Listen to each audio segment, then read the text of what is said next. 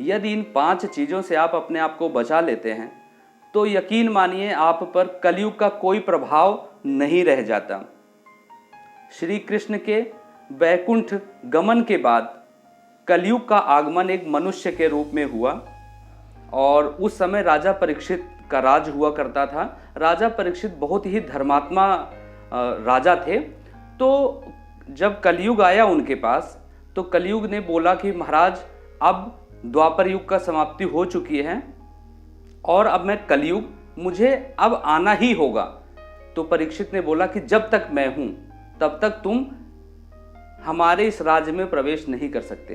कलयुग को पूरी तरह से पता था कि जब तक मैं राजा परीक्षित को अपने कंट्रोल में नहीं ले लूंगा तब तक मैं अपना राज पूरी तरह से स्थापित नहीं कर पाऊंगा। तो कलयुग ने बड़ी ही चतुराई से बोला कि महाराज मुझे तो किसी भी दशा में आना ही है, ये तो विधि का विधान है, आप ऐसा नहीं कर सकते, आप मुझे इस प्रकार से नहीं रोक सकते।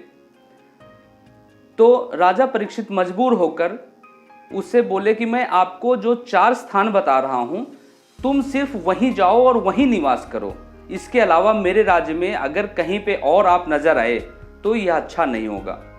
पहला यह कि जहां पर मदिरा पान हो रहा हो वहां तुम चले जाओ।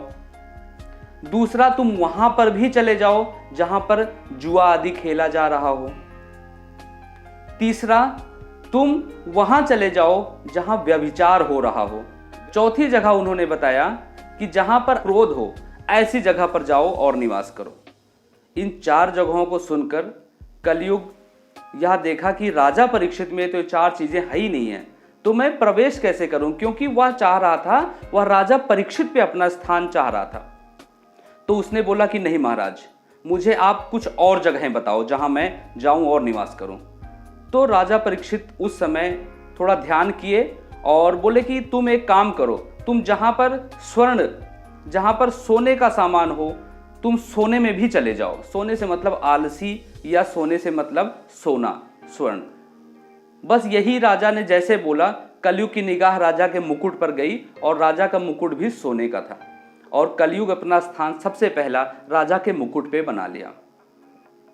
जैसे ही वह कलयुग राजा के मुकुट पे सवार हुआ, राजा के अंदर दुर्भावनाएं आनी शुरू हुई। और आपको पता होगा कि किस प्रकार से राजा ने एक मरे हुए सांप को एक ऋषि के गले में डाल दिया और जब उसका पुत्र देखा तो बहुत नाराज हुआ और उसको शाप दे दिया कि तुम्हारी मृत्यु एक सांप के काटने से होगी। तो दोस्तों, आपको मैं जो बताना चाह रहा हूँ कि ये 5 जगहें हैं जहाँ पर कलयुग का निवास है। अगर आप इन 5 जगहों से बच गए तो आप पर कलयुग का कोई प्रभाव नहीं है। और आपने देखा भी होगा कि जितने भ्रष्टाचारी, जितने भी दुरात्मा हैं, उनके अंदर इन 5 में से कोई 1 या 2 अवगुण होता ही होता है।